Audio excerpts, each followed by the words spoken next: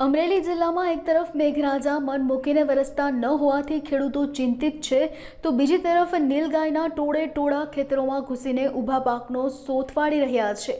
ખાસ કરીને ધારીના ગોપાલગ્રામ, દહેડા, ઢોલરવા સહિતના ગ્રામ્ય વિસ્તારોમાં નીલગાયનો ત્રાસ છેલ્લા ઘણા સમયથી અતિશય વધી ગયો છે।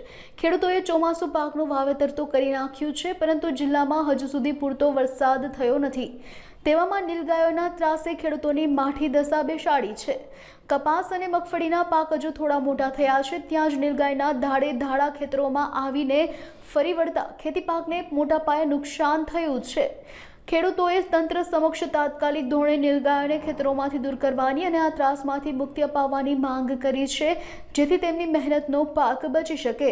ગામ ગોપાલગ્રામ, નામ રામભાઈ સાવલિયા। સમસ્યા રોજની સમસ્યા, રોજ ભૂંડ અને આ વન્ય પ્રાણીનો બહુ ત્રાસ છે। ગોપાલગ્રામ, આંબરડી, હાલરિયા, ઢોલરવા, મોરજર, સરંબડા આજુબાજુના ગામમાં બહુ ત્રાસ છે।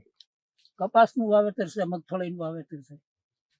અને આ નીલગાય અને ભૂંડ કેવો કયા પ્રકારની નુકસાની છે? બહુ અનલિમિટેડ ત્રાસ છે એનો। તો આપની શું વિનંતી છે? સરકારશ્રીને વિનંતી કરીએ છીએ જો આનો કઈક નિવેડો લાવે તો। ગોપાલગ્રામ, ધારી તાલુકો, જિલ્લો અમરેલી, ને મારે 20 વીઘાનો કપાસ વાવ્યો છે અને કપાસમાં ભૂંડ ને રોજ બહુ ત્રાસ છે। એને સરકાર પાસે માગણી કરી કે આનો કાંઈક ઉપાય કરો।